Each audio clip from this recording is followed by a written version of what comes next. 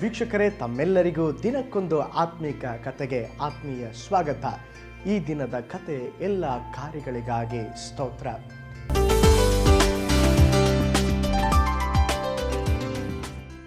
Donald ಎಂಬಂತ ಒಬ್ಬ ದೇವ ಭಕ್ತರು ಒಂದು ಔತಣ ಕೂಟಕ್ಕೆ ಹೋಗಿದ್ದರು.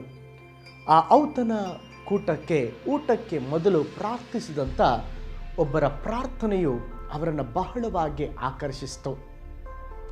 ಪ್ರಾರ್ಥಿಸಿದವರು ಹೀಗೆ ಪ್ರಾರ್ಥನೆ ಮಾಡಿದರು: ದೇವರೇ, ನೀನು ನಮಗೆ ಕೊಟ್ಟ ಆಹಾರಕ್ಕಾಗಿ, ನೀರಿಗಾಗಿ ಸ್ತೋತ್ರ.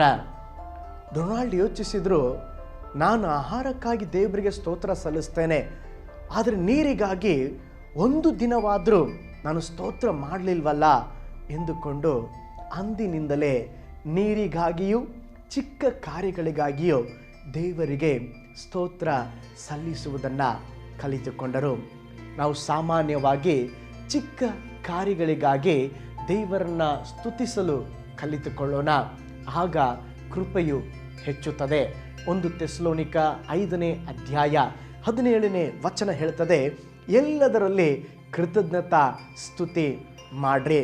ಹಾಗಿರುವುದಾದರೆ ಪ್ರೀತಿಯ ದೇವ ಮಕ್ಕಳೇ, ದೇವರು ನಮಗೆ ಕೊಟ್ಟ ಚಿಕ್ಕ ಪುಟ್ಟ ಎಲ್ಲ ಸಂಗತಿಗಳಿಗಾಗಿ ನಾವು ದೇವರಿಗೆ ವಂದನೆಯನ್ನು ಹೇಳೋಣ.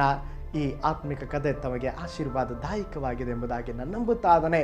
ಮತ್ತೊಂದು ಆತ್ಮಿಕ ಕಥೆಯಲ್ಲಿ ನಾನು ನಿಮ್ಮನ್ನು ಸಂಧಿಸ್ತೇನೆ. ನಾನು ನಿಮ್ಮ ಸಹೋದರ ಪೌಲ್ ಜಾಯ್. ಶುಭ ದಿನ. ಕರ್ತನು ನಿಮ್ಮನ್ನು ಆಶೀರ್ವದಿಸಲಿ.